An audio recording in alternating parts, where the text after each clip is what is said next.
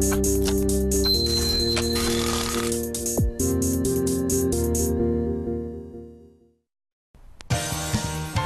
안녕하세요. 오후장 파워업의 김보람입니다.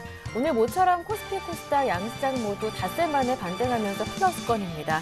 거래소 쪽에서는 오늘 외국인들의 매물이 주춤하자 기관 쪽에서 매수 물량을 늘려가면서 지수는 1950선을 회복했습니다. 네, 그 가운데 IT와 자동차의 반등이 오늘 특징적이고요. 반면 금융업종은 조정 양상이 조금 나오고 있습니다. 삼성전자가 3% 정도 오르면서 140만 원을 회복했고요. 현대차, 현대모비스, 기아차까지 적게는 3%에서 크게는 5%까지 급등하고 있습니다. 네, 그런 가운데 코스닥도 0.2% 정도 올라서 505포인트에서 움직이고 있고요. 환율 한번 살펴보겠습니다. 어제 20원 가까이 급등을 하면서 1,090원을 회복했었는데요. 오늘 역시 마찬가지로 1,090원대에서 크게 벗어나지는 않는 모습 확인되고 있습니다. 자세한 내용 확인하고 오겠습니다. 시황센터 연결합니다. 네, 시황센터 김혜영입니다. 오후장 살펴봅니다. 오늘 코스피 지수는 5거래일 만에 반등에 나섰습니다. 전일 급락세를 보였던 전차군단이 오늘 반등에 나서면서 코스피 지수 역시 1950선 회복한 모습인데요. 여기에 외국인과 기관의 순매수세 이어지면서 장중 고점을 높여 코스피는 1950선 중반까지 올라섰습니다. 현재 코스피는 0.77%의 오름세 보이면서 1954선에서 거래되고 있습니다. 이어서 코스피 수급 상황 살펴봅니다. 현재 코스피 시장에서는 기관과 외국인이 매수 우위 나타내고 있습니다. 외국인 쪽에서는 매수폭을 축소해 현재 소폭이 남아 4억 원의 매수 우위를, 기관 쪽에서는 1,599억 원의 매수 우위 나타내면서 지수 상승에 견인차 역할을 해주는 모습입니다. 반면 개인 쪽에서는 현재 1,549억 원의 차익 실현 매물 쏟아지는 모습입니다. 이어서 코스닥 살펴보겠습니다. 오늘 코스피에 이어 코스닥 역시 5거래일 만에 반등에 나섰습니다. 개인과 외국인의 매수세가 꾸준히 들어오고는 있지만 시초가 부근에서 큰 폭의 변동성 없이 제자리 걸음하는 모습인데요. 현재 코스닥은 0.23%의 오름세 보이면서 505선에서 거래 중입니다. 이어서 코스닥 수급 상황 살펴봅니다. 현재 코스닥 시장에서는 개인과 외국인이 각각 130억 원, 80억 원의 매수 우위 나타내면서 지수 상승 부추기고 있습니다. 반면 기관 쪽에서 180억 원의 매도 물량 출하하면서 추가적인 지수 상승을 방해하는 모습입니다. 이어서 환율 살펴보겠습니다.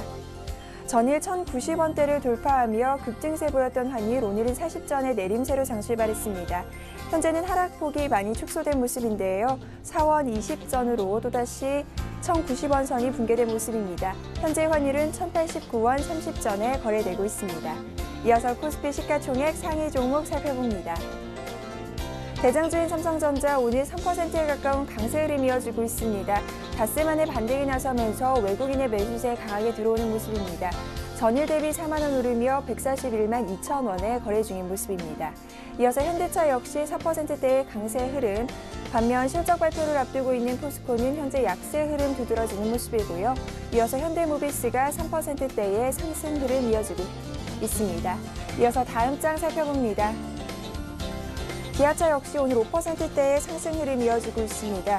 전일 환율이 급등하면서 원화 강세가 주춤한 모습 보이자 오늘 자동차 관련주 주가 강세 흐름이 이어지고 있죠. 여기에 기아차 역시 상승 흐름 돋보입니다. 전일 대비 2,600원 오르며 51,600원의 현재가 이어지고 있습니다. 이어서 LG화학이 2%대의 상승 흐름, 현대중공업은 1%대의 오름세 보이면서 21만 8,500원의 현재가 이어지고 있습니다. 이어서 코스닥 시가총액 상위 종목 살펴봅니다. 대장주인 셀트리온이 3%대의 상승 흐름 나타나고 있습니다. 반면 CJ홈쇼핑의 경우 약 보합권, 서울반도체가 2%대의 상승 흐름 보이며 28,150원의 현재가 이어지는 모습이고요. 파라다이스와 SK브로드밴드의 경우 1%대의 하락 흐름이 나타나고 있습니다. 이어서 다음 장 살펴봅니다. CJ E&M 전일 신고가를 터치하기도 했는데요. 최근 급등감에 따른 피로감을 나타내면서 현재 하락 흐름 보여주고 있습니다. 3%대의 내림세 보이며 33,950원의 현재가 이어지는 모습입니다. 이어서 동서가 약 보합권, GS홈쇼핑의 경우 2%대의 하락 흐름 이어지는 모습입니다. 이어서 이 시각 특징 업종 및 테마 종목 살펴보겠습니다. 현대 기아차를 비롯해 자동차 관련주 주가가 오늘 반등 타진에 나서며 강세 흐름 나타내고 있습니다. 전일 환율이 급등하면서 원화 강세가 주춤한 모습 보이자 오랜만에 반등세 나타내고 있는데요. 현대차가 4%대의 강세 보이며 20만 7천 원에, 기아차가 5%대의 강세 이어지며 5만 1,600원에 거래 중인 모습입니다.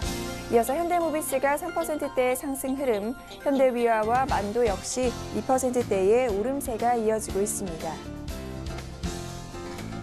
삼성전자가 미국 의료기기 업체를 인수했다는 소식에 헬스케어 관련주 주가가 오늘 강세 이어지고 있습니다. 인피니트 헬스케어가 4%대의 상승 흐름 보이면서 9,620원에 현재가 이어지는 모습이고요. 인성정보와 유비케어 역시 2%대의 강세 흐름, 녹십자가 1.45%의 오름세 보이면서 13만 9,500원에 현재가 이어지고 있습니다. 중국 춘절을 앞두고 기대감이 들어오면서 화장품 관련주 주가가 강세 흐름 나타내고 있습니다. 한국콜마가 11%대의 급등세에 이어지는 모습입니다.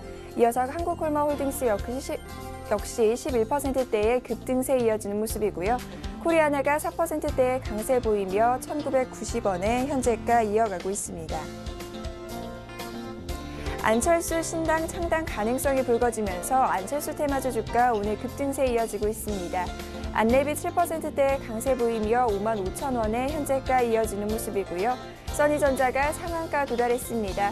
이어서 우성사료가 12%대의 급등 흐름, 미래산업 역시 11%대의 급등세 이어지면서 553원에 현재가 이어지는 모습입니다. 이어서 실적 발표에 따른 종목들의 주가 현황 살펴보겠습니다. 먼저 국제약품입니다. 국제약품 주가 현재 10%대의 급락세에 이어지고 있습니다. 국제약품은 지난해 영업 손실이 147억 5,300만 원으로 전년 대비 적자 전환했다고 공시했는데요. 이 같은 실적 부진 소식에 오늘 급락세 이어지고 있습니다. 전일 대비 320원 내려 2,680원에 현재가 이어지는 모습입니다. 이어서 대림산업 살펴봅니다.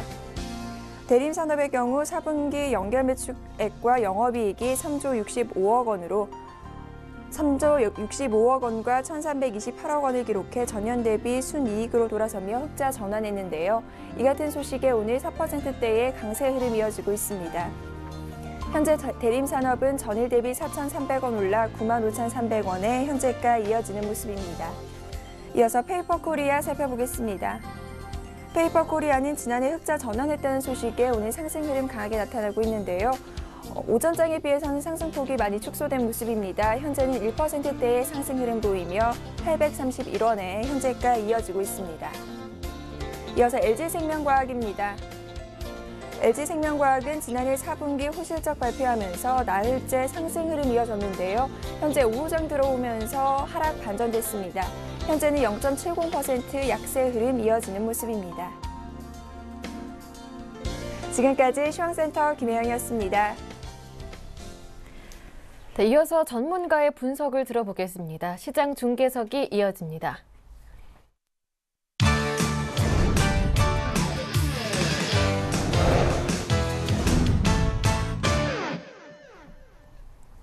네, 샘플러스 김영근 전문위원과 함께합니다. 안녕하세요.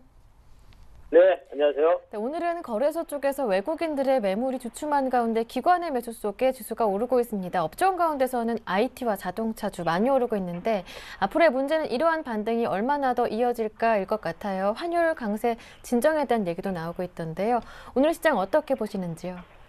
예, 일단은 오늘 전차 쪽의 반등, 우리가 어제 시장의 흐름을 보고 어느 정도는 좀 예상을 했던 부분인데요. 사실 자동차주들의 반등이 생각보다 좀 강하게 나왔습니다. 한 5% 지금 기아차가 5%가 넘는 그러한 반등을 보여주고 있는데요. 전략적인 부분은 이따가 좀 말씀을 드리도록 하겠고요. 일단 오늘은 외국인이 좀 매도가 좀 덜한 구간에서 기관이 좀 강하게 매수를 하면서 지수가 지금 1956포인트까지 반등을 해주고 있는 모습입니다. 업종별로 보면은 역시 전기전자 자동차 쪽에 많이 집중이 돼 있는 모습이죠. 운수장비 쪽에 가장 많이 집중이 돼 있습니다. 자동차 쪽과 조선 쪽에서는 대우조선해양이라는 종목도 상당히 눈에 띄고 있고요. 그리고 전기전자 쪽에 대한 매수도 그동안 많이 또 하락했던 삼성 쪽의 종목들이 고스란히 좀 반등을 해주는 모습과 LG 디스플레이의 또 추가적인 전일에 이어서의 반등 3%대 이러한 흐름들이 좀 나타나고 있고요. 그리고 유통 쪽에 대한 매수 상당히 좀 눈에 띕니다. 유통에 지금 롯데 하이마트라든가 대우인터내셔널이라든가 이러한 종목들의 좀 흐름들이 눈에 좀 띄고 있고요.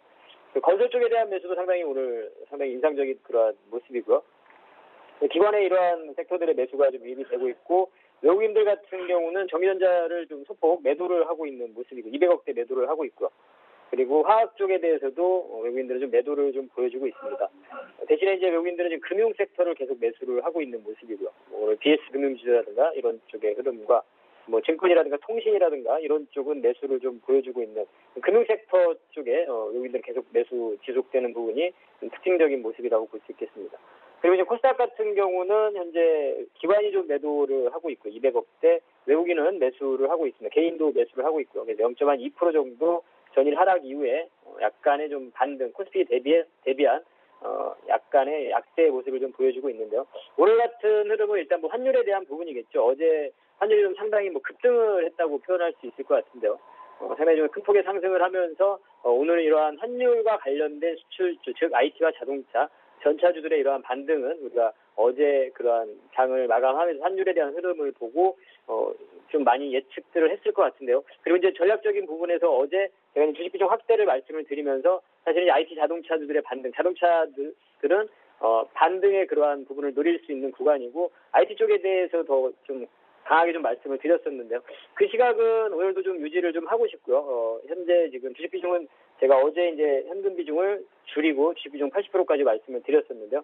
그 시각은 그대로 유지를 이제 하겠고요. 앞으로 이제 그 현금 비중을 늘리는 그러한 지수 기준은 1920포인트가 돼야 될 것 같습니다. 장기 평선이 있는 1920포인트 이탈되기 전까지는 이러한 비중을 좀 유지를 하도록 하겠고요. 1920포인트가 이탈이 된다면 그때는 현금 비중 한 50%까지도 마련해야 되는 그러한 시장이라고 생각을 하고요. 일단은 그 부분은 뭐 추후에 진행이 되면서 또 말씀을 드리도록 하겠고, 일단 현금 비중에 대한 부분은 20% 그대로 이제 말씀을 드리고요. 일단은 오늘 특징적인 업종을 보면 좀 전에 말씀드린 대로 뭐 자동차주들 환율의 상승과 그리고 뭐 기관의 지금 강한 매수 이러한 부분, 또 가격적인 메리트가 또 생겼다는 거죠. 일전에도 이제 자동차주들 같은 경우는 뭐 현대차 같은 경우 20만 원 근접했을 시에 매수, 23만 원 정도에서의 매도 이런 박스권의 플레이를 말씀을 드렸었는데 뭐 그러한 부분들이 여전히 좀 유효한 것 같고요. 다만 이제 오늘의 반등이 지속적인 반등일 것이냐 이 부분은 좀 우리가 추후에 내일 시장까지도 좀 확인을 좀 해봐야 될 것 같은데요.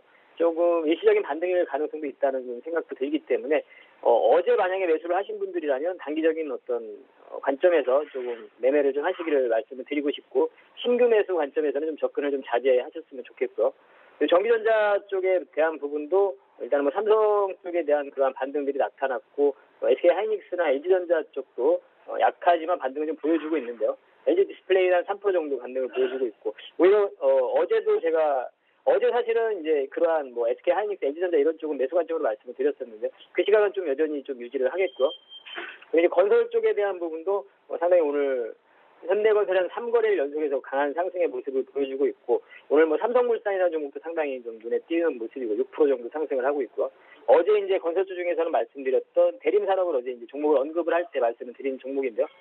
건설주 중에서는 대림산업도 지금 현재 5% 정도 상승을 하고 있는데, 건설주에 대해서도 좀 우리가 지속적인 좀 관심이 필요할 것 같습니다. 실적 개선에 대한 이러한 전망도 계속 나오고 있는 상황이고, 신정부 출범에 대한 이러한 또 정책적인 부분도 좀 기대가 되고 있는 주가의 흐름으로 봤을 때 그 부분을 조금 우리가 예상을 해볼 수 있을 것 같고, 그리고 이제 제약주의 흐름들도 뭐 일양약품이라든가 이런 종목도 상당히 견조한 흐름들을 보여주고 있고, 헬스케어 쪽의 흐름들, 삼성에서 미국의 의료기기 업체를 인수했다는 소식과 함께 인피니트 헬스케어라든가 이러한 종목들의 흐름들이 나타나고 있고, 그리고 화학주들 중에서는 뭐 LG화학이 오늘 2% 정도 강한 반등을 좀 보여주고 있죠. 화학주 중에서는 LG화학 같은 경우는 현 구간에서는 서서히 장기 투자 관점에서 모아갈 수 있는 이러한 종목으로 말씀을 드리는데요. 뭐 그러한 시각 여전히 좀 유효하고요.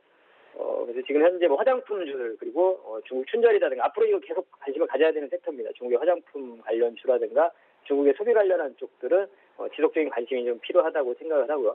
그러면 전략적인 부분으로 좀 말씀을 드리면 현금 비중에 대한 부분은 그대로 이제 어제 주식 비중 확대 부분은 말씀드린 대로 그대로 유효하고요. 다만 이제 오늘의 자동차주들 또 삼성전자라든가 이런 쪽의 어떤 반등이 지속성을 어느 정도 보여줄 것이냐 이 부분은 조금 확인이 필요할 것 같습니다. IT 쪽에 대해서는 조금 더 자동차보다는 긍정적인 시각을 유지를 하고요.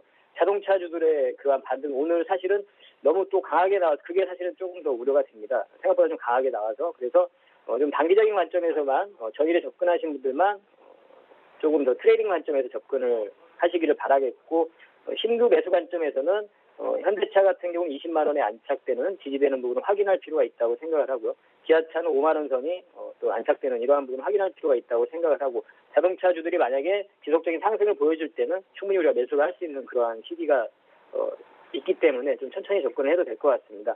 좀 단기적인 그러한 흐름인 것 같고 오늘 이제 추가적으로 좀 말씀을 드릴 부분은 어제 제가 이제 말씀드린 그러한 종목을 언급하면서 말씀드린 종목들이 SK 하이닉스, LG전자 이런 IT 쪽에서 말씀드렸고 OLED 관련한 쪽 그리고 금융 섹터에서는 뭐 KB금융이라든가 삼성증권이라든가 이런 종목을 말씀드렸는데 이 섹터들은 오늘 어제 이제 환율 관련한 종목들의 강한 수출주들이 강하게 반등이 나오면서 그 종목들이 기존에 강했던 종목들이 약간 주력을 갖고 있는 그러한 흐름입니다. 네, 지속적으로 관심이 가능하고요. 금융이나 증권 섹터. 그리고 화학 쪽에서는 LG화학이라든가 SK이노베이션 여전히 또 똑같이 말씀을 드리겠고 철강 쪽에 대해서 포스코가 오늘 좀 주력을 받고 있는데 오히려 좀 매수할 수 있는 그러한 관점에서 접근할 수 있는 철강 섹터 포스코 현대제철 두 종목도 좀 긍정적으로 보고 있는데요. 장기적인 관점에서는 포스코를 더 긍정적으로 보고 있고요. 그리고 이제 피팅주라든가 이러한 쪽 바이오 헬스케어 어제도 말씀드린 똑같습니다. 그 부분은 좀 똑같은 것 같은데요. 또 어제 또 말씀드린 호텔 신라라든가 이러한 종목들 그리고 LED 관련한 쪽 전자결제 쪽 이러한 섹터들을 계속 매매가 가능하고 좀 우리가 트레이딩 할 수 있는 그런 섹터이기 때문에 주식 비중을 그대로 유지를 한 채로 매매를 하도록 하겠고 오늘 한 가지 좀 눈에 띄는 섹터가 유통 섹터가 좀 눈에 띄고 있습니다. 롯데 하이마트라든가 현대백화점이라든가 대우 인터내셔널 이러한 유통 쪽에서도 현 구간에서 좀 매매가 가능하지 않나 이렇게 판단이 들고요. 현 구간은 지금 저는 이렇게 생각합니다. 나중에 또 말씀드릴 기회가 있겠지만 좀 주도주가 약간 변화되는 구간이 아닌가 이렇게 생각을 하고 있습니다. 기존에 우리 시장을 주도해왔던 전기전자 자동차 쪽에서 그런 주도주가 약간의 자금 이탈되는 흐름들을 이전에 지난주에 한번 체크를 해드렸죠. 그러한 흐름으로 봤을 때 주도주에 약간 변화되는 부분이 아닌가 이렇게 좀 판단이 들고요. 자동차주는 주도주에서 서서히 좀 제외되는 그러한 구간이 아닌가 좀 판단을 하고 있습니다. 새로운 주도주를 찾는 그러한 과정이라고 생각을 하고 있고요. 주기적인 관점에서 시장에 대한 긍정적인 시각은 그대로 유지를 하겠고요. 이렇게 시장을 좀 정리를 해드리도록 하겠습니다. 네, 말씀 잘 들었습니다. 도움 말씀 고맙습니다. 네, 감사합니다. 지금까지 샘플러스 김영근 전문위원과 함께했고요. 이어서 증권사 지점으로 가서 오늘 어떤 종목 문의가 가장 많았는지 그리고 추천하는 종목은 무엇인지 살펴보겠습니다. 오늘은 KTB투자증권 압구정 지점의 김근호 과장님과 함께합니다. 안녕하세요. 네, 안녕하십니까. 네, 오늘은 어떤 종목 문의가 가장 많았나요? 네, 최근에 사실 투자자분들이 굉장히 좀 이 운수장비 업종, 특히나 자동차 섹터에 좀 관심이 많으신데, 그를 좀 반영하듯이 오늘 현대차에 대한 문의를 굉장히 좀 많이 주셨고요. 일단 현대차에 대해서 좀 말씀을 드리면, 밸류에이션이나 이런 부분보다는 철저하게 좀 바닥 논리로 접근하는 분이 좀 맞지 않나 싶습니다. 왜냐면 과거에는 사실 이 일본 자동차 시장을 우리나라 자동차 업체들, 특히나 완성차 업체들이 가장 경쟁 타깃으로 좀 잡고 이 글로벌 자동차 시장에서 굉장히 좀 이 대응하는 모습들을 좀 보여줬었는데 사실 그간 일본 자동차 회사들을 국내 완성차 업체들이 뒤집지 못하는 현상이 있다가 일본 내에서 굉장히 좀 이 큰 자연재해들이 나오면서 이 생산에 좀 차질이 나오면서 우리나라 완성차 업체들이 글로벌 업체에서 사실 마켓시어를 좀 많이 늘리는 공격적인 부분들을 좀 보여줬는데 일단 이런 부분들이 이제는 좀 마무리가 됐습니다. 그러니까 철저하게 경쟁 논리로 좀 봐야 되고요. 그에 따라서 현대차가 지금까지 이 주가가 자동차 섹터들이 좀 안 좋았던 것들은 역시나 환율 부분이 굉장히 좀 이 영향을 많이 미쳤습니다. 그러니까 원화가 좀 강세가 되면서 국내 수출의 가장 선두 업체인 이 자동차 업체들이 굉장히 좀 타격을 받을 수 있다. 수출 전선에 좀 빨간불이 들어올 수 있다라는 얘기들이 좀 나왔는데 일단은 엔화 같은 경우에는 지속적으로 좀 주시할 필요는 있습니다. 왜냐하면은 엔저를 이 일본 정부에서는 좀 공격적으로 수용을 하고 갈 태세를 이미 갖췄기 때문에 엔화에 대한 주목은 좀 하실 필요가 있고요. 엔화가 내려간다면 일본은 수출 경쟁력이 올라간다라고 좀 생각들을 하셔야 됩니다. 그러니까 최근에 우리나라 시장과 대만 시장이 굉장히 좀 안 좋았던 부분이 이런 부분들을 좀 반영했는데 일단 현대차 같은 경우 바닥 논리로는 좀 접근이 가능하다. 그리고 오늘 같은 경우 좀 반등이 나오는 모습들은 좀 역시나 바닥에서는 좀 올라오는 모습인 것 같고요. 좀 현대차를 매수하시고 싶으신 분들은 현재 가격대에서는 좀 매수를 해보셔도 된다라는 말씀을 좀 드릴 수 있을 것 같습니다. 네, 그렇다면 오늘의 관심 종목 어떤 종목 보시는지요? 네, 오늘은 최근 며칠 동안 좀 강했던 업종인 건설 섹터에 대해서 좀 네. 말씀을 드리려고 하는데요. 이제 현대건설 같은 경우를 좀 말씀드리려고 하는데, 네. 뭐 우리나라 건설업체 중에서는 역시나 탑군에 있는 업체들이 가장 뭐 좋지 않나라는 말씀 좀 드릴 수 있을 것 같습니다. 뭐 대림산업이나 GS건설, 뭐 삼성물산, 그리고 제가 오늘 말씀드린 현대건설, 대우건설 이 정도가 될 것 같은데, 일단 현대건설 같은 경우에는 뭐 브랜드 사업, 그러니까 아파트 신축이나 브랜드를 가지고 있는 건물을 건축을 가지고 있는 사업들은 사실 다른 이 대림산업이나 삼성물산보다는 분명히 경쟁력은 좀 떨어집니다. 뭐 현대 브랜드가 그렇게 지금까지 좀 많이 깔리지는 않고 있는데, 오히려 좀 이런 부분들을 현대건설 같은 경우에는 해외 쪽에서 좀 돌리고 있는 것 같고요. 그로 인해서 좀 다른 건설업체 보다는 오히려 해외 시장에서는 조금 경쟁력이 있지 않나라는 말씀을 좀 드리고 싶고, 4분기 실적에 대해서 말씀을 드리면 일단 시장 컨센서스는 분명히 부합하는 수준은 좀 나왔다고 이 전문가들이 좀 예상을 했습니다. 그러니까 실적 부분, 그러니까 2012년도 마무리는 우리가 생각했던 것보다는 뭐 좋게 좀 마무리는 될 것 같고요. 일단은 2013년도와 신규 수주에 대한 얘기들을 좀 드려야 되는데, 일단 올해 같은 경우에는 뭐 아직까지 뭐 이 연초기 때문에 뭐 플랜트라든지 뭐 주택 부분이라든지 아직까지는 뭐 신규적으로 수주가 뭐 확정된 부분들이 미미하지만, 일단 신규 수주 같은 경우에는 연초에는 항상 기대감을 좀 반영을 하고 갑니다. 그러니까 최근에 현대건설이 좀 반등한 이유는 올해 연초부터 좀 뭐 정부가 좀 바뀐다든지 이런 부분들이 좀 주택 건설이나 주택 경기 좀 활성화가 될 수 있다라는 기대감이 좀 반영이 된 것 같고요. 일단 신규 수주 같은 경우에는 현대 엔지니어링이라는 이 관계사가 있기 때문에 이 시너지 효과는 충분히 날 수 있다. 그러니까 현대 엔지니어링과 어떤 식으로 시너지가 나느냐, 이 부분은 삼성물산과 삼성 엔지니어링을 좀 보시면 될 것 같은데요. 뭐 삼성중공업도 마찬가지고요. 그러니까 플랜트 부분에 있어서 굉장히 좀 같이 갈 수 있는 부분이 많다라는 말씀을 좀 드리고 싶습니다. 뭐 육상이든 해상이든 일단 플랜트 같은 경우에는 향후 건설 시장에 가장 큰 화두가 되지 않을까. 그리고 연초에 대한 기대감, 이런 부분들이 현대건설을 좀 긍정적으로 보는 요인이다라는 말씀을 좀 드리면서, 일단 단기적으로는 목표가 한 76,000원 정도, 그리고 손절가로는 69,000원 정도 좀 추천을 해드리겠습니다. 네, 양호한 실적으로 3일째 오르고 있는 현대건설, 지금도 늦지 않았다, 진입하기 늦지 않았다고 보십니다. 오늘 종가로 매수가 추천해 주셨고요. 앞으로 실적, 올해 실적도 기대됩니다. 오늘의 관심 종목 현대건설 받아봤습니다. 말씀 잘 들었습니다. 고맙습니다. 네, 감사합니다. 네, 지금까지 KTB투자증권 압구정 지점의 김근호 과장님과 함께했습니다.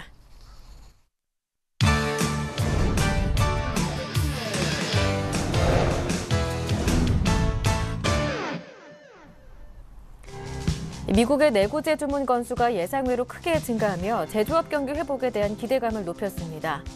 미국 상무부는 지난해 12월 내구재 주문 건수는 4.6%나 늘어나 시장 예상치 1.6% 증가와 11월의 증가폭 0.7%를 크게 웃돌았습니다.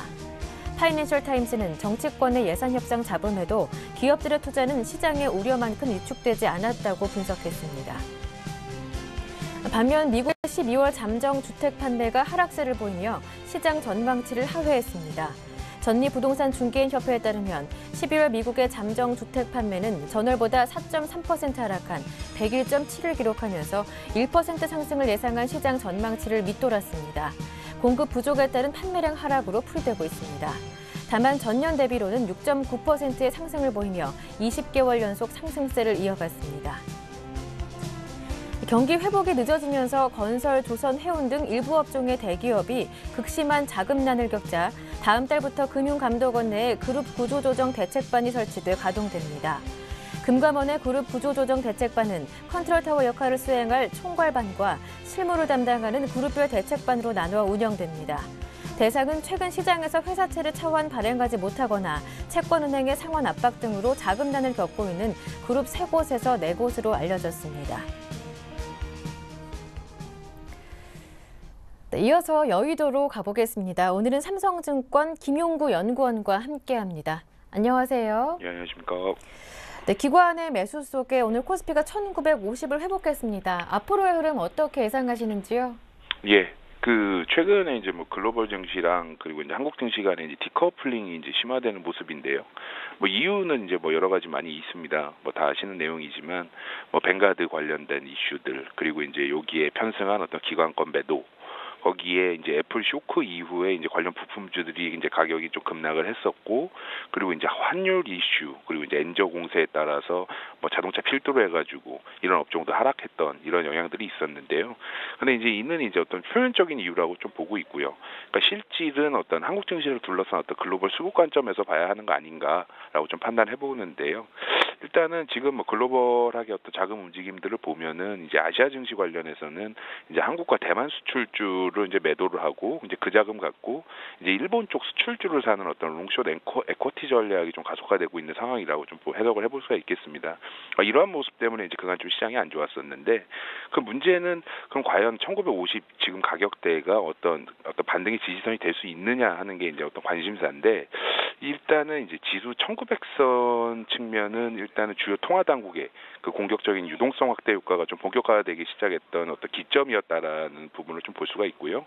그리고 1950선이 어떤 시장의 어떤 상승과 하락을 가르는 어떤 분기점으로 작용했다라는 부분을 좀 주의 깊게 봐야 될 것 같습니다. 그래서 이 1900선을 추세적으로 이탈할 가능성은 아무래도 이제 어떤 이 현저하게 낮은 한국 증시의 어떤 밸류에이션 상황과 그리고 이제 연기금의 어떤 충분한 또 풍부한 어떤 매수 여력이라는 측면에서는 충분히 하방 경직성을 충분히 확보를 했다라는 관점을 좀 볼 수가 있겠고요. 그렇다면 이제 가격적으로 어떤 우려들이 충분히 반영된 상황이라면은 최근에 어떤 수급 교란 주역이었던 이 외국인 선물 매수세가 오늘부터 좀 다시 재개되고 있고 미차익 측면에서 다시 현물 매수세가 들어오고 있다는 측면을 고려해 본다라면은 이 1950선 충분히 어떤 반등의 지지선 역할 충분히 할 수 있지 않겠는가라고 좀 볼 수가 있겠습니다. 네, 일단 1900선에 대한 하방 경직성은 확보됐고 이제 1950선을 지지해서 반등하지 않을까 전망하셨는데 네, 그렇다면 앞으로 업종별 전략은 어떻게 챙겨볼까요? 일단은 이제 그간 시장 괴롭혔었던 그 엔화 약세 기조가 일단 다보스 포럼 이후로 좀 속도 조절 좀 들어간 모습이고요. 그 원화 강세 역시도 뭐 어제 그 원달러 환율 기준으로 한 19원 정도 급등하면서 그 전반적으로 이제 이 환율 부담이 약간 좀 이렇게 완화되는 모습 좀 보이고 있습니다. 또한 이제 앞서 말씀드렸듯이 이제 선물과 비차익 쪽에서 한 11월 이후에 이제 동반 순매수 보이다가 그 1월 만기 이후에 양쪽 모두 매도로 돌아섰던 이제 외국인이 다시금 이제 양쪽 모두 매수 쪽으로 좀 돌아섰다라는 거 하나가 더 있는데요. 그러니까 이런 부분들로 고려를 해봤을 때 이제 지수 1900선, 1950선 전후해서 한 2000포인트까지의 단기 반등 정도는 충분히 기대할 수 있지 않겠는가라고 좀 예상을 해보고요. 그러니까 이런 어떤 단기 반등 국면에 대한 결국 어떤 낙폭과대주의 어떤 트레이딩 전략이 필요하다. 라고 좀 판단해 봅니다. 그러니까 그간 어떤 환율 우려 집중됐었던 이제 자동차 관련주들을 이제 좀 제일 먼저 주시를 할 필요가 있겠는데요. 지금 뭐 한 4-5% 정도 반등하고 있는데 그 MSCI 자동차 업종 한 12개월 선행 PBR 정도 그 기준으로 좀 살펴보면은 최근에 1배 수준 미만으로 좀 이탈했었거든요. 그만큼 이제 어떤 저평가 메리트 부각되고 있는 상황이고 그럼에도 일단은 올해 기대되는 영업이익은 상당히 좀 양호한 상황이기 때문에 이런 부분들 좀 주시를 해볼 필요가 있겠고 그 다음은 아무래도 성장 모멘텀 역시나 계속 뚜렷하게 양호한 그 삼성전자 필두라는 어떤 IT 역시도 좀 낙폭과대라는 측면에서 충분히 대안이 될 수 있겠다라는 판단을 해봅니다. 그리고 마지막으로는 그 춘절 효과 이제 예정인데 춘절 효과라는 측면에서 그간 주가 흐름 약간 좀 지지부진했었던 어떤 차이나 인바운드 플레이들 뭐 예를 들어서 쇼핑이나 뭐 화장품 여행 관련주들 역시도 그 어떤 단기 그 낙폭과대주 트레이딩 전략 측면에서 대안이 될 거다라고 좀 보고 있습니다. 네, 그렇다면 오후장 투자 전략 세워주신다면요? 뭐 이번 주 그 월말에서 월초로 넘어가는 한 주인데요. 네. 뭐 굵직한 이제 경제 지표들 뭐 줄지어 뭐 대기하고 있습니다. 뭐 지난 밤 사이 이제 미국 뭐 내구재 주문이나 미겨 주택 매매 뭐 시작으로 해서 뭐 주택 가격 지수, 민간 고용, 뭐 ISM 제조업 지수까지 뭐 글로벌 경제 어떤 향방 가늠할 만한 어떤 지표들 계속 발표될 예정입니다. 그 현재 이제 시장 예상은 이제 전 부문에서 일단은 양호한 지표 기대되고 있는 상황이고 따라서 이제 미국과 중국 중심으로 한 어떤 글로벌 경기 회복에 대한 기대감은 계속해서 좀 더 고조될 수 있다라고 좀 보고 있습니다.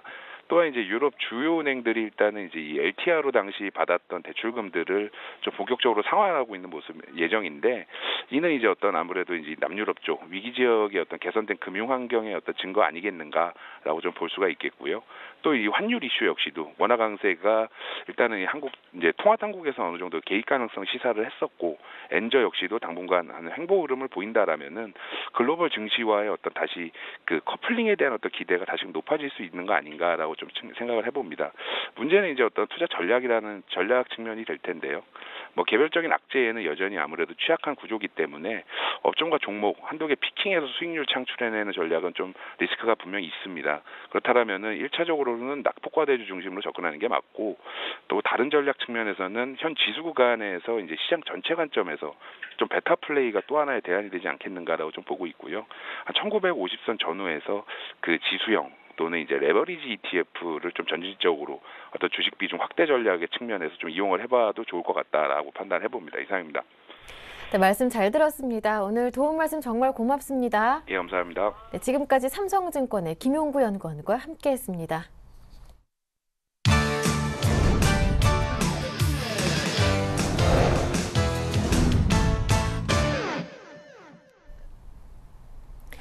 네, 이번 순서는 우리투자증권 강남대로지점의 길계선 부장님과 함께합니다. 부장님 안녕하세요. 네, 안녕하십니까? 네, 오늘 코스피, 코스닥 닷새 만에 반등을 하고 있습니다. 거래소 쪽에서 외국인들의 매물이 주춤하고요. 기관 쪽에서 매수하고 있는데요. 오늘 장 흐름 어떻게 보시는지요?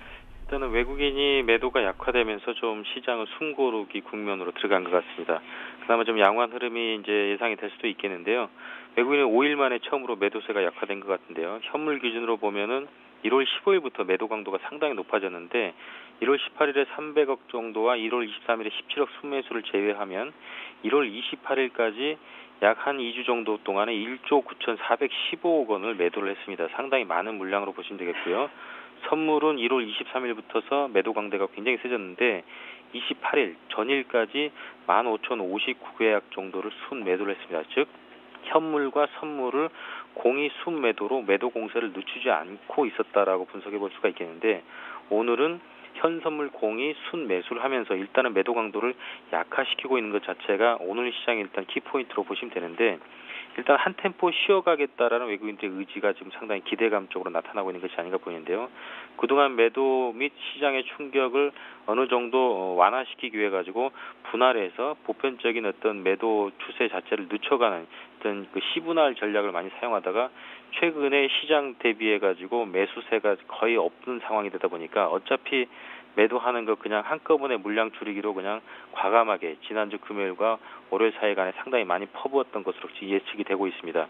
이런 것들은 시장의 수급 쪽이 많이 받쳐주고 있다 그러면 물량 부담을 완화하면서 매도를 해가겠지만, 사자가 없다 그러고 또 어차피 시간이 만기가 돼가면서 정리해야 될 물량이 쌓여 있다 그러면 그냥 과감하게 던지면서 프로그램 매수를 유발시키면서 거기다가 물량을 쏟아붓는 그런 전략을 통해서 최근에 시장이 급락했지만, 결국 그 얘기는 이제는 그 정도 물량을 처분하고 나면 잠깐 숨고르기를 할 수 있다는 얘기로 보시면 되겠고요. 일단은 낙폭과대 이후에 기술적으로 또 테크니컬하게 보면은 반등 시점이 좀 만들어졌다고 보는 것이, 엄밀하게 말하면 1월 3일에 기록했던 지수 고점 2042.48포인트에서 어제자 1930.37포인트까지를 계산해보면 112.11포인트가 빠지면서 100포인트 이상이 빠졌습니다. 시장은 100 내지 200포인트 정도 빠질 때마다 분기점에서 반등이 나오는 게 일반적이기 때문에 지금은 장세 분석으로 볼 때 심리적으로 많이 빠져 있었던 국면이 분명히 맞고요. 또한 이런 기술적인 반등이 표출되기 적절한 어떤 시점이 반등으로 또 태동돼서 나오지 않았냐, 어떤 테크니컬한 측면에서 충분히 가능했던 그런 구간일 것 같고요. 즉 수급과 기술적으로 충분히 반등이 나올 수 있었던 구간이다. 그리고 어제부터 나타나기 시작하는 게 상당히 큰 특징이 기관의 반성을 고찰한 매수가 좀 들어왔다, 저는 이렇게 분석을 하고 있는데, 결국 그동안은 기관이 의지할 수 있는 대외 여건 자체가 한국에는 상당히 불리한 여건이 많았었습니다. 그런데 어저께자로 박지한 기획재정부 장관이 블룸버그 뉴스바를 보시면 외환시장의 어떤 적절한 개입은 뭐 하지 않겠지만 시장의 어떤 환율이 상당히 불안해지고 있는 것 자체가 부담스럽다, 상당히 예의주시하고 있다, 이런 얘기를 곁들였습니다. 그 얘기는 전일자에 나타난 19원 정도의 환율의 약세, 원달러의 약세를 가늠해 봤을 때 시장 참가자들이 적어도 정부의 정책적 개입 내지는 어떤 일방적인 개입이 뭔가가 있을 것이다라는 예측을 해볼 수 있는 국면에서 환율이 안정됨으로써 적어도 기관이 한 템포 쉬어갈 수 있는 여유를 삼아서 그동안 빠진 낙폭가들을 위한 저가 매수를 할 수 있는 그런 여건이 완성이 됐기 때문에 금요일부터 조금 시작됐던 매수가 어저께 많이 있었고 오늘도 기관 매수가 상당히 강해지고 있는 그런 타이밍 쪽으로 볼 때는 여러 가지 여건이 지금은 금일장에서 반등의 기조로 나타나고 있다. 따라서 이런 것들이 조금 이번 주까지는 이어질 가능성이 높지 않을까 이렇게 예측을 해보겠습니다. 네, 그래서 오늘 장에서 IT와 자동차를 중심으로 낙폭이 컸던 거래소 쪽에서 더 큰 폭의 반등폭이 나오고 있는데요. 앞으로 오후장 매매 팁 어떻게 전해주실 건가요? IT하고 자동차의 지속 반등이 가능할지 좀 관찰은 필요해 보입니다.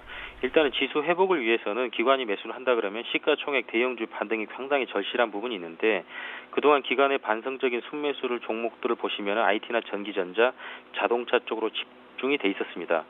그런 걸 보면 일단은 외국인들의 매도 폭탄을 쏟아붓어지고 있는 와중에서 가격 낙폭 괴리가 상당히 컸던 종목 섹터들이 그쪽 섹터이고 그쪽 동향의 가격 메리트 상당히 컸기 때문에 1차적인 물량 공세가 이제 어느 정도 좀 마무리가 되고 시장 내에서 반등이 필요한 시점에 당연히 지수를 움직이기 위해서는 그러한 종목들의 공략이 좀 필요했던 그런 부분이 좀 있었기 때문에 지금 기관이 앞으로도 그럼 계속 그런 종목들과 업종들을 공략할 것인가 이 부분은 아까도 얘기 드렸지만 결국 원달러 환율의 안정이 급격하게 절하되거나 이런 거는 필요 없고요. 어느 정도 절상 추세가 마무리된 상태에서 이 정도 안정세만 평균적으로 유지한다 그러면 아마도 기관은 IT나 전기전자 업종을 추가적으로 매수할 가능성이 저는 높다고 외환시장의 패턴으로 봤을 때는 인식을 하고 있고요. 따라서 시장은 코스닥보다는 거래소 중심 대응이 오늘 또는 이번 주간은 유의할 것 같습니다.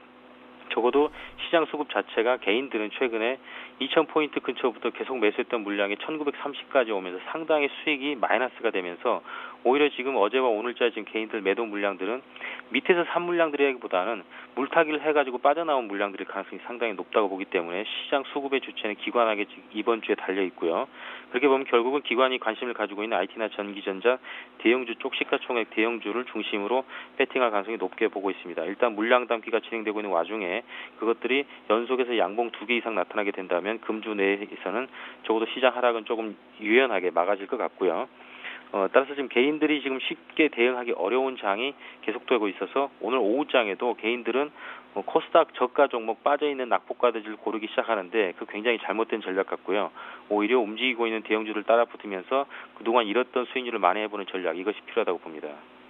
네, 그렇다면 관심 업종과 종목을 조금 더 구체적으로 소개해 주신다면요.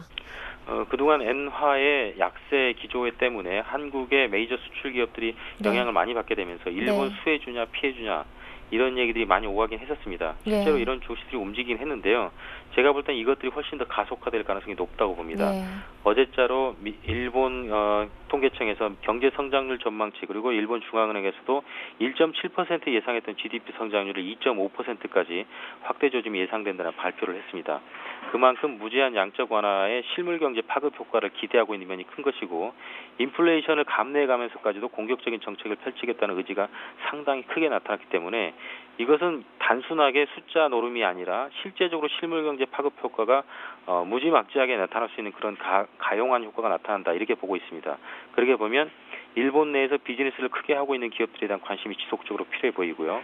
과거의 다산 네트워크스라든지 일본의 전자기업들 소니나 도시바, 파나소닉, 샤프 또는 자동차 쪽에서는 도요타나 혼다, 닛산과 같은 기업들과 연관된 유관 비즈니스를 하고 있는 기업들을 한번 찾아보시는 전략이 필요할 것 같고요.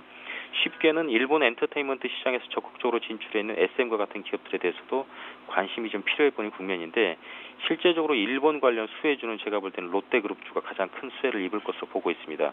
아마도 일본의 수혜 회복과 경기 진작의 최대 수혜주는 롯데그룹 내에서도 기초 소재뿐만 아니라 소비 주도형 제품군 관련 비즈니스를 하는 기업들을 중점적으로 보셔야 되는데 아마도 롯데제과나 롯데삼강, 롯데칠성, 롯데케미칼 등등이 물론 주가는 개인 투자가들이 담아두기에는 좀 부담스럽지만 오히려 주가 변동폭과 퍼센테이지 비율은 상당히 좀 크지 않을까. 삼성전자 150에서 200만 원 가는 것보다는 롯데제가 밸류에이션 볼 때는 160에서 200만 원 가격이 훨씬 쉬워 보입니다. 이런 쪽으로 일본 수혜주 중심으로 대응 부탁드리겠습니다. 네, 말씀 잘 들었습니다. 오늘 도움 말씀 고맙습니다. 네, 고맙습니다. 네, 지금까지 우리투자증권 강남대로지점의 길계선 부장님과 함께했습니다.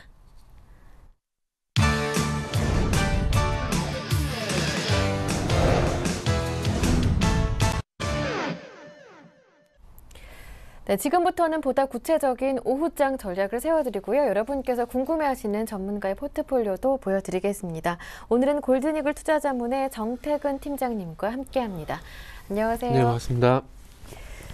네, 코스피가 오늘 모처럼 반등을 보여주고 있습니다. 한편 오늘 밤부터 이틀 동안 미국 FOMC가 열리게 됐는데요. 시장 체크포인트 짚어주시죠. 네.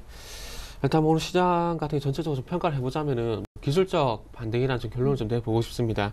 일단 환율 같은 경우에 원엔 환율도 지금 이제 조금 주춤하고 있고요. 그런 상황 속에서 원달러 환율이 약세적으로 강하게 변동성을 확대를 하다 보니까 이런 부분들로 인한 어떤 반작용, 작용을 좀 보는 게 맞을 것 같습니다. 그래서 환율 우려에 대한 환율 우려 해소에 대한 어떤 그 반등 원인을 좀 찾을 수가 있을 것 같은데요. 그래서 이런 최근에 지난주에 제가 1940포인트까지 가격 조정을 좀 말씀드렸었는데, 예. 일단 1940포인트 전후까지 가격 조정이 나오고 난 이후에 어떤 기술적 반등으로 좀 보시는 게 맞을 것 같습니다. 일단 환율에 대한 우려감들이 일시적으로 해소가 됐었지만은 전체적인 경제적인 어떤 펀더멘탈 이쪽 부분이 해소가 된 것이 아니기 때문에 아직까지는 기술적 반등을 좀 보고 있고요. 네. 그래서 어쨌든 뭐 예상대로 1940포인트까지 빠졌다가 반등을 주고 있는데, 일단 반등 목표치는 한 1970포인트에서 한 1980포인트 전후까지 이제 보고 있습니다. 그래서 만약에 방금 말씀드린 1970에서 80을 돌파를 하게 된다면은 뭐 추세적으로 좀 따라가도 되겠죠. 하지만 그것이 아니라 제 예상대로 1970에서 1980 부근에서 외국인 선물 매도 총산이 다시 매도 쪽으로 전환이 되게 된다면은 아무래도 기술적 반등으로 좀 대응을 하시는 게 좋을 것 같습니다. 일단 기술적 반등이라고 말씀드린 또 그 두 가지 근거, 추가적인 또 근거는요. 외국인의 어떤 수급 동향을 좀 봐야 될 것 같습니다. 현물 쪽에서 강하게 매수가 들어오지 않고 있다는 부분들이 첫 번째 이유일 것 같고요. 그리고 두 번째 이유는 외국인의 선물 매매 동향. 현물 쪽과 그리고 선물 쪽이 강하게 들어오게 된다면은 일단 이런 우려감들이 완전히 해소가 됐다고 할 수 있겠지만은 외국인의 오늘 매수가 되고 있긴 3,000계약 가까이 매수가 이루어지고 있긴 하지만 이런 부분들이 매도 청산을 보는 게 맞겠죠. 그래서 이 매도 청산이 일시적으로 이루어지는 것이지 추세적으로 이루어질 가능성은 떨어지기 때문에 전 낙폭 과대성 반등, 즉 기술적 반등으로 좀 무게 중심을 좀 두고 싶습니다. 그래서 지금 최근에 그 전기전자, 자동차 업종 올라온 것은 당연하다 좀 봐야 될 것 같아요. 그래서 요 종목, 요 전기전자나 삼성전자, 뭐 현대차, 기아차를 가지고 계신 분들 같은 경우에는 1970 그리고 1980포인트까지 동반적으로 같이 올라갈 가능성이 있기 때문에 예. 그 부분에서 리스크 조절이라든지 어떤 종목 교체 쪽으로 한번 말씀 좀 드려보도록 할게요. 그리고 마지막으로 FRB 이번에 FOMC에 대해서 간단한 코멘트를 좀 남겨보자면 네. 일단은 그 부양 조치가 지속이 좀 될 겁니다. 지속이 될 거고요. 그리고 뭐 부양 조치 축소의 철에 대한 어떤 우려감도 좀 제기가 되고 있는데, 경기가 개선이 된다면 이 부양 조치 철회라는 게 당연히 맞지가 않겠습니까? 네. 경기가 개선이 된다는 건 그만큼 그 물가가 올라간다는 얘기인데, 물가가 올라가고 있는데 부양 조치를 거둬들이지 않게 된다면 화폐 가치가 떨어질 수밖에 없겠죠. 그렇다면 무슨 걱정을 해야 될까요? 인플레이션 걱정을 해야 된다는 겁니다. 그래서 이런 부분들을 막기 위해서 부양 조치를 처리를 하는 것이기 때문에 일단 너무 걱정을 하실 필요는 없을 것 같고요. 네. 그래서 어쨌든 결론적으로 부양 조치는 지속이 될 겁니다. 그리고 버냉키가 어떤 말을 했냐면 실질적으로 전체 실직자 가운데 6개월 이상 장기 실직자가 39%에 달하고 있다는 통계치를 봤는데, 네. 이런 상황은 전혀 납득을 할 수 없는 상황이라고 말을 하고 있습니다. 자, 버냉키가 고용을 계속해서 늘리기 위해서 통화 정책을 유지하겠다고 말을 했는데, 이렇게 장기 실업자도 많은 상황이고, 그리고 최근에 실업률이 하락을 하고 있지만은 어쨌든 장기 실업자라든지 그리고 일시적인 임시 고용직이 상당히 많기 때문에 이 부분을 해소하기 전까지는 부양 조치를 거둬들이기 힘들 겁니다. 그래서 어쨌든 올해까지는 부양 조치가 유지된다고 좀 보는 게 맞을 것 같고요. 그리고 실업률 단기 약간의 6.5% 아래로 내려가기는 힘들다는 부분을 볼 때 예. 어쨌든 이번에도 부양 조치를 유지한다는 그런 얘기가 나올 가능성이 있으니까 어쨌든 너무 걱정을 하실 필요는 없겠다, 이렇게 정리를 해드리겠습니다. 네, 알겠습니다. 네, 그렇다면 이어서 오늘의 관심 종목 들어볼게요. 오늘은 어떤 종목 들고 오셨나요? 네, 일단은 시간이 만약에 어제 제가 했으면 코덱스 레버리지 한번 네. 말씀드리려고 그랬는데요. 일단은 그 부분이 아쉽네요. 아쉽고요. 그래서 일단은 또다시 한번 유진 로봇을 준비했습니다. 대형주를 좀 준비하고 싶은데 참 타이밍이 안 맞는 것 같아요. 자, 유진 로봇을 좀 준비를 했는데요.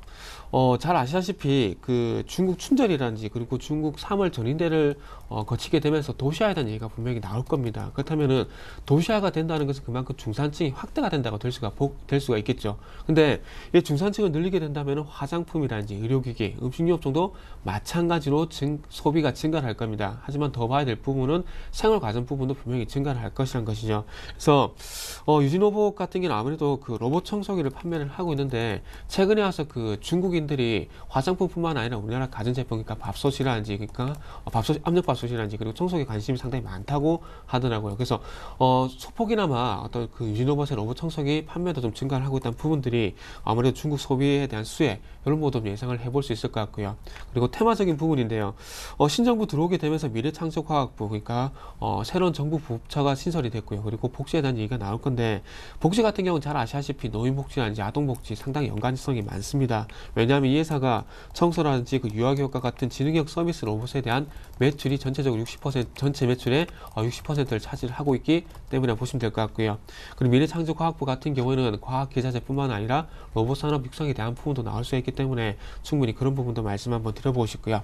그래서 어쨌든 뭐 기술적인 부분보다는 이런 그 중국 쪽이라든지 그리고 테마 쪽으로 좀 말씀을 드리면서 전략만 좀 간단하게 좀 세워보도록 하겠습니다. 네. 자, 최근에 와서 2,600원 가격대에서 완만하게 우상향을 좀 하고 있는데요.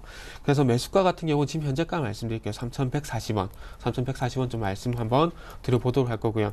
그리고 손절가 같은 경우에는 일단 21선이 있는 3,000원 가격대, 그리고 목표가는 일단 3,600원에 놓고 일단은 추세를 보고 이후에 전략을 한번 수정을 하든지 아니면 유지를 하든지 한번 이렇게 지금은 3,600원에 한번 말씀 좀 드려보도록 하겠습니다. 예, 알겠습니다. 이렇게 해서 오늘의 관심 종목 유진로봇 들어봤고요. 지난주까지의 포트폴리오 현재 상황은 어떤지 화면으로 보여드리겠습니다. 지난주까지 정태근 팀장님의 포트폴리오에 담겨있던 종목들은 많이 종목수를 줄이셨어요. 그래서 세 종목입니다. 브리즈텍, 연신금속, 그리고 대주산업까지인데요. 현재 수익률 확인해 보겠습니다. 브리즈텍이 6% 정도 수익을 내고 있는데 현재 이익 실현해보겠다라는 말씀이시고요. 연신금속은 4% 정도, 대주산업 아쉽지만 10% 정도 손실입니다. 하지만 의견은 보유 의견 주셨습니다. 이 세 종목 AS를 받아볼게요. 먼저 이익 실현한다라고 말씀해 주셨던 브리즈텍 부터 일단 매수가까지 근처까지 갔다가 아쉽게 조금 밀려난 종목인데 지금 좀 정리를 하겠다라는 의견이실 건데요. 네, 조금 이 부분 좀 아깝네요. 지난주에 네. 18% 났을 때 네. 조금 정리를 하는 게 나을 것 같은데 일단 제가 조금 판단 미스가 좀 있었던 것 같습니다. 그리고 중간에 AS를 할 수 없었던 부분도 좀 아쉽다고 봐야 될 것 같고 해서 차트를 보면서 전체적으로 정리 좀 해보도록 할게요. 자, 일단은 그 6.2% 정도 뭐 오늘 종가 쪽에서 2% 정도 유지가 된다면 한 7%의 그 수익 실현 좀 가능하지 않겠나 생각을 하고 있습니다. 그래서 그런 부분 한번 참고를 해보시고요. 그리고 요 종목 어쨌든 매매를 하신 분들은 3월 달에 배당이 시가 배당이 분명히 들어올 겁니다. 그렇다면 배당 수익률 5.2%까지 합치게 된다면은 한 12% 정도 되니까 일단 그 부분 일단 수익을 좀 챙겨보자 이렇게 말씀드려 보시고요. 그리고 우리 못난이 두 명 한번 살펴볼 건데요. 네. 그 영신금속 같은 경우에는 2,200원 정도까지 한번 기다려 본다고 말씀드렸습니다. 그리고 이게 1차적으로 다시 한번 지난 그 전저점까지 한번 내려왔는데 일단 안 빠지고 있습니다. 안 빠지고 있고요. 그리고 반등이 제 예상만큼 빨리 이루어지진 않는 것 같아요. 그래서 시간이 좀 많이 걸릴 것 같은데 일단은 좀 기다려보고요. 너무나 길어진다면은 종목 교체 바로 하는 쪽으로 말씀드릴게요. 그래서 다른 종목 그 종목이 너무 많아져서 어떤 교체에 대한 부분들이 필요하다면 그때 가서 하든지 아니면은 반등을 주게 된다면은 반등을 이용해서 좀 빠져나온 전략 한번 네. 말씀 한번 드려보도록 할게요. 자, 대주산업 같은 경우에는 이제는 조금 이 부분 좀 아깝다고 좀 말씀드렸는데, 자, 일단은 10% 정도 이제 빠졌는데, 네. 이제 빠진 것이 빠진 것도 상당히 중요하겠지만, 어쨌든 21선 지지받고 반등을 좀 줘야 되는데, 자, 21선 이제는 21선 부분까지 내려왔어요. 그렇다면 지금 부분에서는 이때는 어쨌든 반등을 줘야 됩니다. 이후에 팔고 나서 반등을 주는 건 어쩔 수가 없고요. 그렇다고 하더라도, 지금 현재 다음 주까지 한번 지켜보고요. 다음 주에 반등이 나온다면은 일단 네. 유지를 하고 다음 주까지도 반등이 나오지 않게 된다면 요 종목은 그때 가서 좀 교체를 하는 쪽으로 말씀을 드릴게요. 네, 이렇게 해서 AS까지 모두 받아봤습니다. 지금까지 골든이글 투자자문의 정태근 팀장님과 함께했습니다. 말씀 잘 들었습니다. 고맙습니다. 감사합니다. 네, 오늘 저희가 준비한 내용은 여기에서 모두 마무리 짓겠습니다. 저는 내일 오후 1시에 다시 올게요. 함께해 주신 여러분 고맙습니다.